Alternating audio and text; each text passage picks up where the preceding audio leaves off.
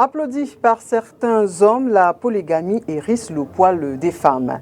Certains défenseurs des droits de l'homme y voient d'ailleurs la violation des droits des femmes parce que selon eux, l'égalité des droits des conjoints est quelque peu biaisée. On en parle dans un instant.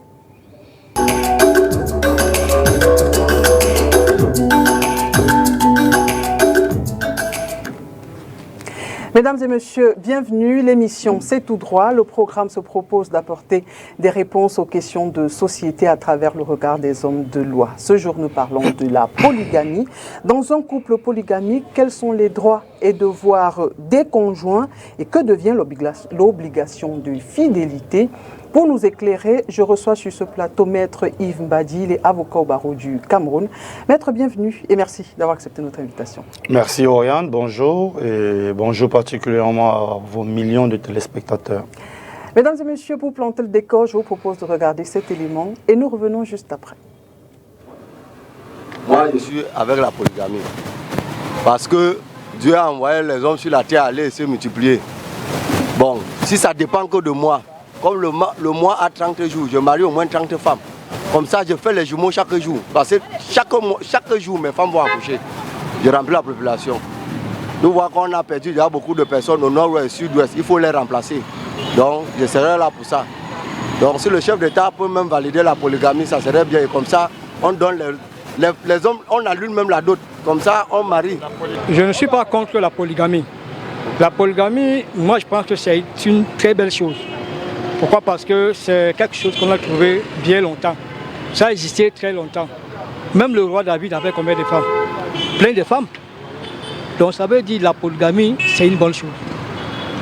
Je ne peux jamais être contre la polygamie. Il y a toujours la jalousie. C'est bon pour l'homme qui est riche. Parce que celui qui est riche, là, non, il construit chaque maison des femmes. Là, il n'y a pas de confrontement avec les femmes. Donc, il n'y a pas. Chacun vit sa vie à part. Mais quand c'est dans la même maison, quand tu prends l'autre femme, c'est bien. L'autre, c'est jalouse. Quand tu achètes ça, papa, ça pose tous les problèmes. Et quand l'homme meurt, alors c'est final. Quand l'homme meurt, oh, papa, la polygamie n'est pas bien. Si l'on compte la polygamie, pour le pauvre, parce que l'homme qui a ses moyens, il construit chaque femme est dans sa maison. Personne ne voit comment l'autre vit. Oh, en dehors de ça, pour le pauvre, non.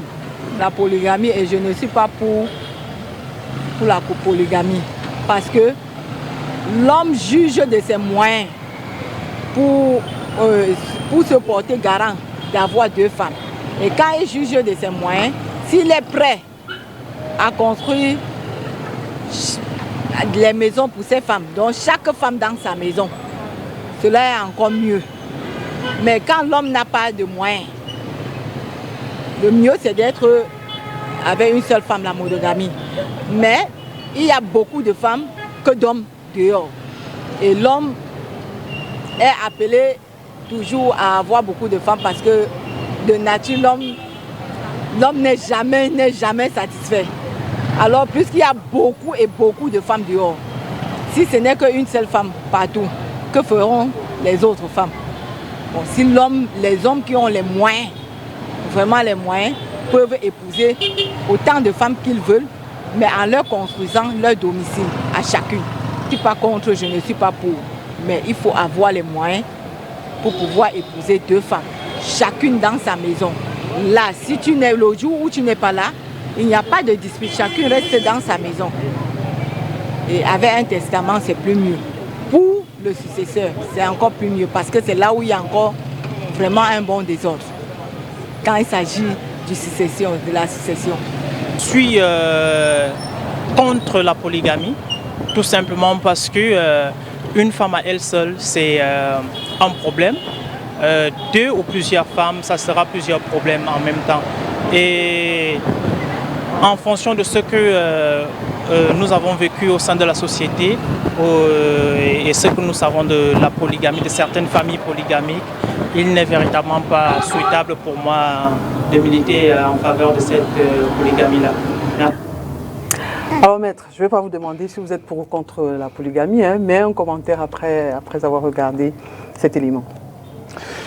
C'est vrai qu'Oriane, vous constatez que j'ai encore le sourire aux lèvres après avoir suivi cet élément parce que on se rend à l'évidence que la perception de la polygamie pour l'homme de la rue est tributaire soit du genre, c'est-à-dire que ce soit un homme ou une femme, mais beaucoup plus des considérations patrimoniales. On veut être à l'abri pour les femmes d'une certaine insécurité et pour les hommes, beaucoup regardent la pluralité des femmes et se disent, bon, si la capacité de l'homme lui permet d'en avoir, pourquoi pas? Bon, jusque-là, peut-être vous ne voulez pas donner rapidement votre penchant, mais ce n'est pas grave.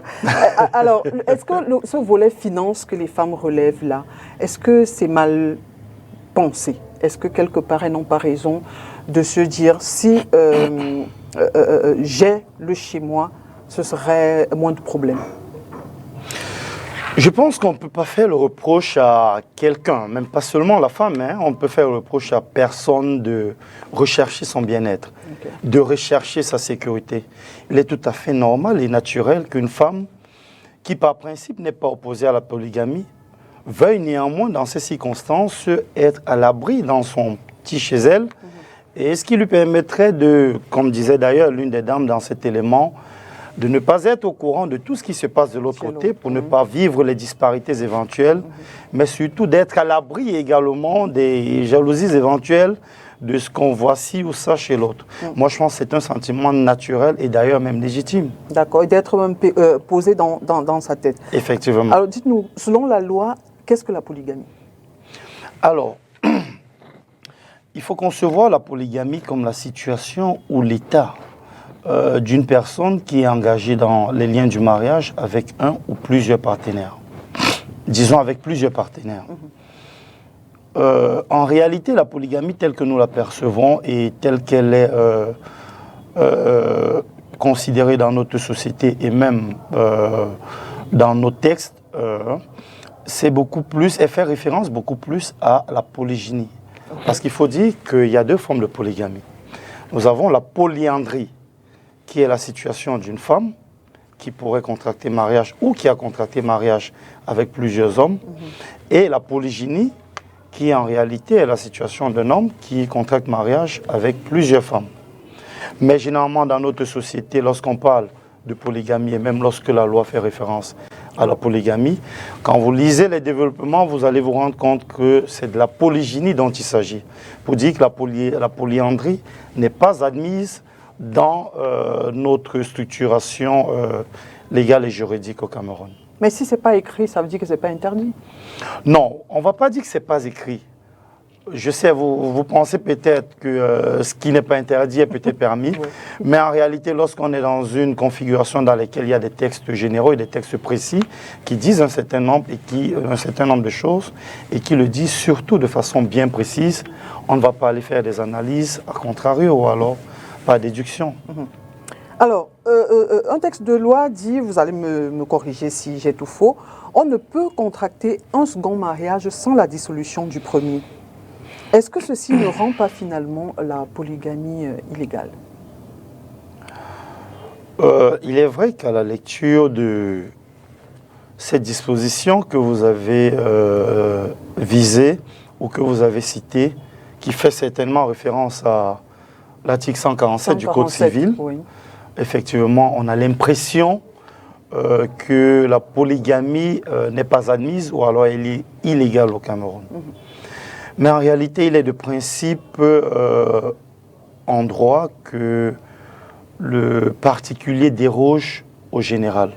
Ça veut dire que lorsqu'il y a des textes à portée générale et que le législateur vienne préciser un certain nombre de choses par un texte particulier, ce texte a vocation à être prééminent et à avoir prédominance sur le texte général. Vous constaterez d'ailleurs que le Code civil qui est le nôtre aujourd'hui est une pâle copie du Code civil français, société dans laquelle la polygamie n'est pas véritablement admise. On comprendra donc logiquement que l'article 147 traite d'une certaine façon d'une prohibition de la polygamie. Mais lorsque vous rentrez dans l'ordonnance de 1981, qui en réalité est la boussole au Cameroun s'agissant de l'état des personnes, vous comprendrez que la polygamie est même prévue et encadrée. Notamment, vous allez trouver l'article 63 qui vous dit nonobstant l'inexistence d'une opposition et nul d'ordre public, tout mariage conclu par une femme légalement mariée ou pour un homme engagé dans les liens d'un précédent mariage monogamique non dissous. D'accord. Vous comprenez, lorsque vous faites lecture de cette disposition, que la polygamie ne peut pas être considérée comme étant prohibée ou illégale au Cameroun. D'accord. Alors, je vais revenir, je pense qu'il y a aussi un point dans cet article-là. Si les époux se doivent fidélité, comme le veut la loi, cette règle, est-ce qu'elle est finalement respectée dans un foyer polygamique? L'homme qui va dire, bon, je suis avec cette femme parce que j'aspire au mariage. Est-ce que finalement c'est facile de voir la limite entre la polygamie et l'infidélité? Est-ce qu'on arrive à, l'adultère je veux dire, est-ce qu'on arrive à faire la dissociation? Oriane, il faut dire que c'est une chose que de respecter, c'est une chose que la fidélité soit respectée. C'est d'ailleurs un devoir pour les époux. C'est une autre qu'elles doivent l'être. Donc pour dire que entre ce qui doit être et ce qui est réellement fait, il y a très souvent un certain écart. Mais il faut dire qu'en réalité, l'obligation de fidélité demeure, même dans le mariage polygamique. Dire que nous avons contracté un mariage polygamique, que ne nous exonère pas de l'obligation de fidélité vis-à-vis de la précédente épouse ou alors même des autres épouses. À ce propos, le professeur Stanislas Melonnet disait d'ailleurs que le principe de fidélité chez le polygame renvoie à une sorte de fidélité multiple, pour dire qu'il est astreint à l'obligation ou assujetti à l'obligation de fidélité à l'égard de toutes ses épouses. Et dans ce sens, lorsque vous prendrez lecture des dispositions relatives à l'adultère, vous vous rendrez compte qu'il n'y a pas une exonération ou alors un cadre particulier de l'adultère s'agissant de l'époux polygame. Non. Donc, l'époux monogame, tout comme l'époux polygame, peut être poursuivi et tomber sous le coup de la loi si les faits d'adultère sont avérés. Il est donc astreint, tout comme le monogame, à l'obligation et au devoir de fidélité. Je reviens sur ma question. Donc, comment définir la limite entre l'adultère ici, sachant que le mariage, lorsqu'il va rencontrer cette jeune dame, le mariage ne sera pas pour l'instant d'après ou le lendemain. Il faudra attendre que toute la procédure se fasse et que la jeune fille soit d'ailleurs d'accord. Est-ce qu'à ce moment-là, il n'y a pas adultère, puisqu'il n'est plus fidèle uniquement aux femmes qui sont dans sa maison? Alors, pour comprendre la limite entre l'obligation de fidélité et l'adultère dans un foyer polygamique, il est déjà important de comprendre la notion même d'adultère. C'est quoi l'adultère en lui-même? Parce qu'en réalité, l'adultère n'est que la conséquence de la rupture ou alors de la violation de l'obligation de fidélité. Pour qu'il y ait adultère, il faut qu'il y ait des rapports sexuels ou des relations intimes avec une femme ou un homme autre que l'époux. C'est-à-dire, si on prend le cas de la polygamie, l'époux qui entretient des rapports intimes ou sexuels avec une dame autre que son épouse tombe sous le coup de l'adultère. Parce que bien évidemment, est-ce qu'il lui est permis de courtiser une femme autre que son épouse? Oui, s'il est polygame, c'est une éventualité. En acceptant la polygamie, l'épouse d'ailleurs savait que ça pourrait arriver. Maintenant, est-ce que le fait de pouvoir courtiser une autre femme implique qu'ils doivent nécessairement entretenir avec elle des rapports intimes? À ce stade, la loi vous dit, si avant de l'épouser, vous entretenez avec elle des rapports intimes et que c'est dans les circonstances prévues par la loi, notamment pour l'homme dans le domicile conjugal, ou alors de façon répétée hors du domicile conjugal, alors oui, il y a adultère. Parce qu'il y a violation de l'obligation et du devoir de fidélité. De fidélité, d'accord. Alors, la polygamie, bon, je vais insister un peu dans ce couloir qui n'est pas très net. Elle impose donc le devoir de fidélité aux différentes épouses vis-à-vis de leur mari. Même si je ne suis pas très d'accord avec ce devoir de fidélité chez le mari, il ne s'agit pas de moi. Est-ce que la violation donc, de la fidélité chez la femme peut être sanctionnée au même titre que chez l'homme? La violation de la fidélité chez les femmes.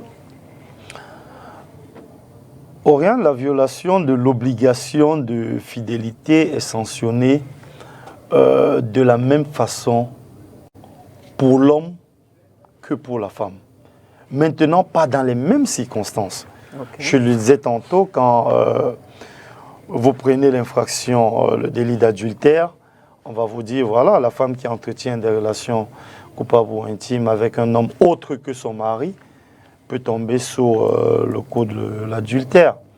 Mais pour l'homme, on va vous dire, l'homme qui entretient des relations avec une femme autre que son épouse dans le domicile conjugal, ou alors de façon répétée hors du domicile conjugal. Ce qu'il faut dire, c'est que ce n'est pas tant que ça la violation de cette obligation, ou alors ce n'est pas tant que ça la polygamie qui pourrait créer une sorte de parasol pour l'homme, non. C'est en réalité la violation de l'obligation de fidélité.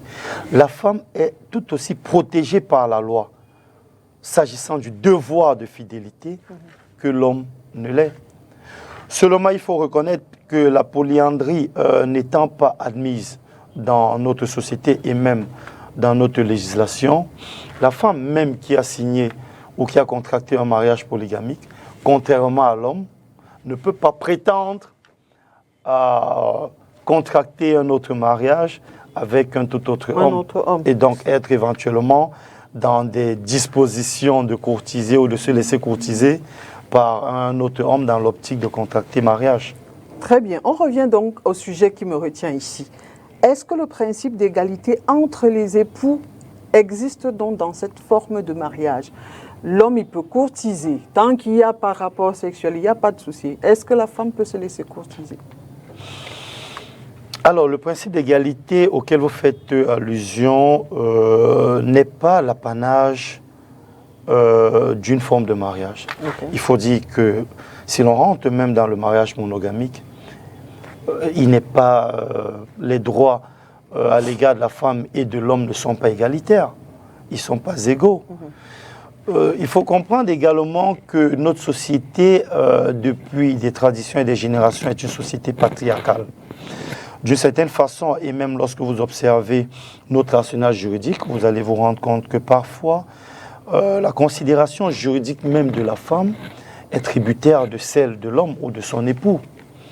Comment comprendrez-vous que la loi vous dise que l'époux est le chef de la famille, l'époux est celui-là qui choisit le domicile conjugal, etc.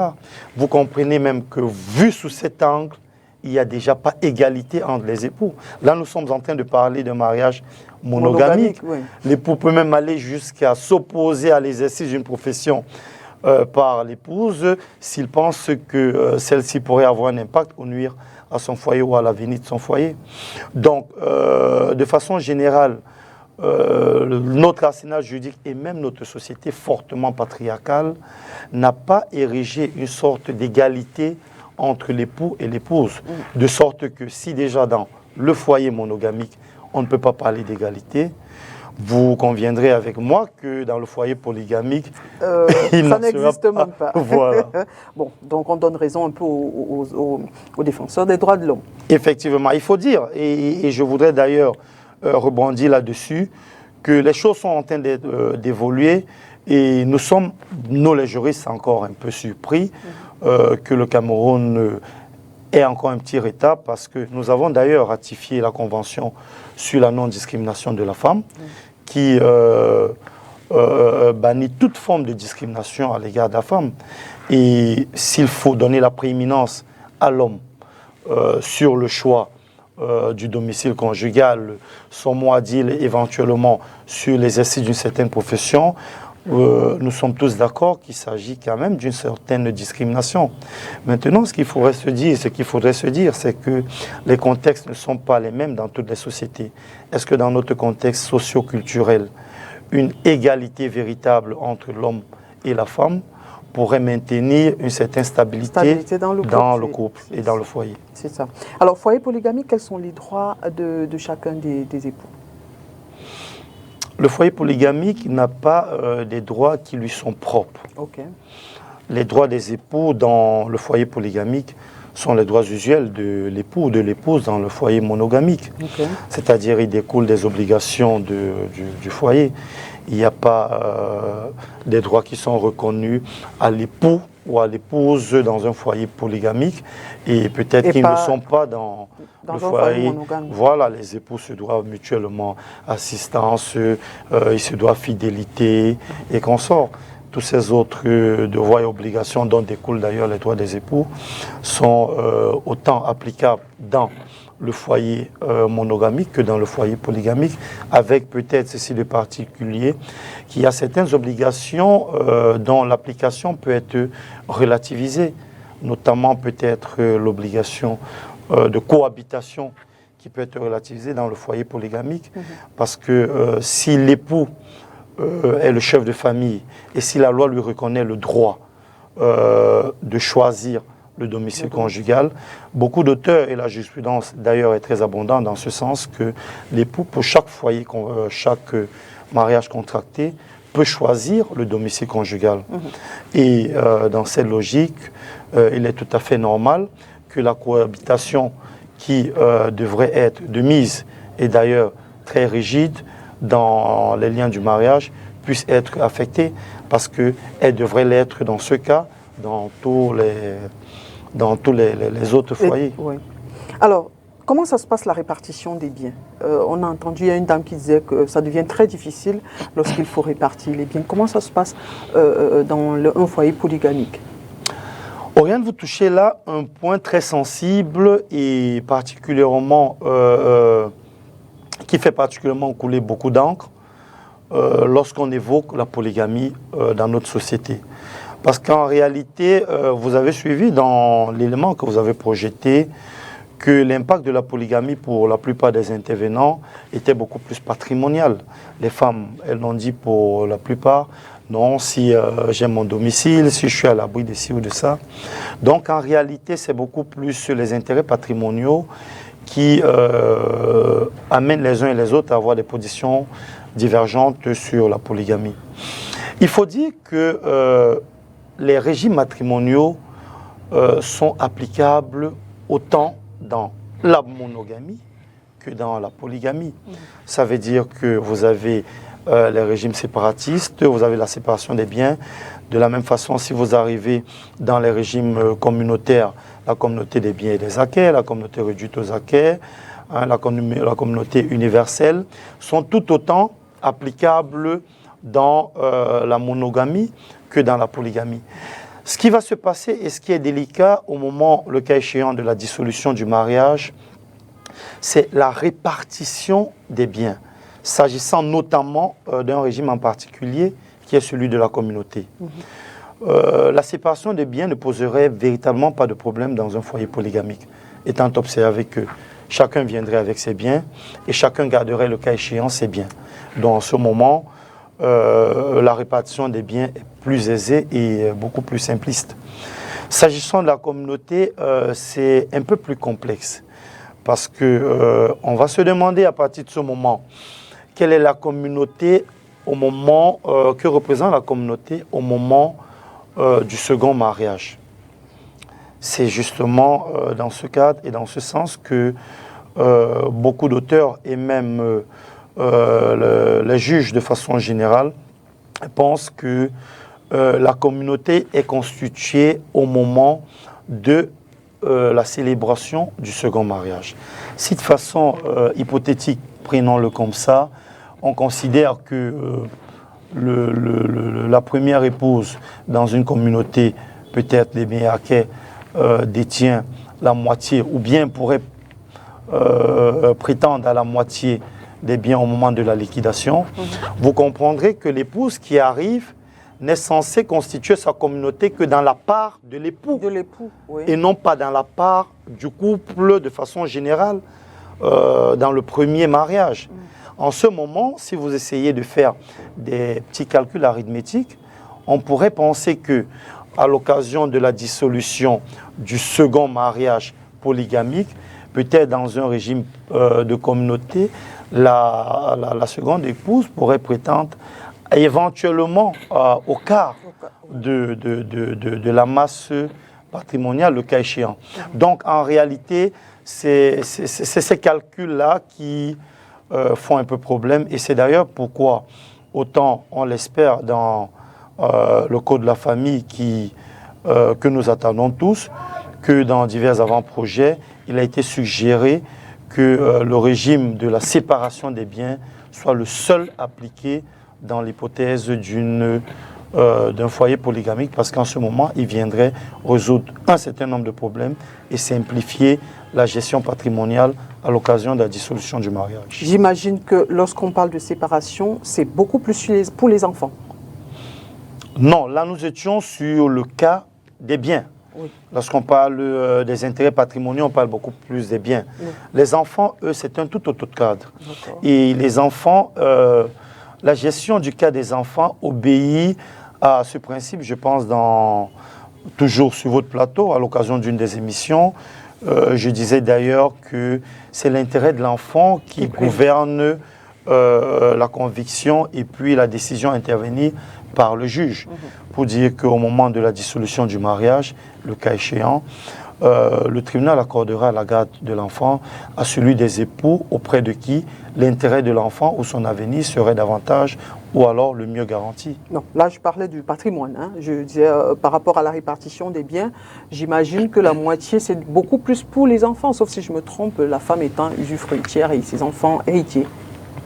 Oui, d'une part, on va dire que la gestion patrimoniale est beaucoup plus dévolue aux enfants. Mais il y a d'ailleurs un autre aspect qu'il faudrait, le cas échéant, peut-être aborder, parce que lorsqu'on parle des enfants et on parle du patrimoine, notamment dans les foyers polygamiques, on a souvent tendance à penser que tous les enfants de l'époux pourraient prétendre au même droit s'agissant de la dévolution successorale auprès des différentes épouses. Et à ce moment, il faudrait préciser que les enfants ne peuvent prétendre à des dévolutions successorales s'agissant des épouses qu'à l'égard de leur génitrice. Ça veut dire que vous, enfants de l'épouse X, vous n'allez pas, en cas de dissolution du ménage avec l'épouse Y, ou en cas de décès, prétendre à une certaine dévolution dans la part qui revient à cette épouse avec qui vous n'avez nécessairement pas un lien juridique directement établi. D'accord. Merci beaucoup, maître, pour cet échange. Je pense qu'à l'occasion, on pourra revenir spécifiquement sur la répartition des biens dans un foyer polygamique. Je vous cale déjà comme invité, donc on ajustera juste l'agenda. Merci encore pour ces enseignements et merci surtout pour votre disponibilité. Merci, c'est moi qui vous remercie. Ce sera toujours un plaisir d'apporter ma modeste contribution à vos nombreux téléspectateurs et surtout si cela peut apporter quelque chose à l'édification de notre société de façon encore plus forte et toujours plus sûre. Absolument. Mesdames et messieurs, merci à vous d'avoir été des nôtres. N'oubliez surtout pas, nul n'est au-dessus de la loi et nul n'est censé ignorer la loi. À très bientôt.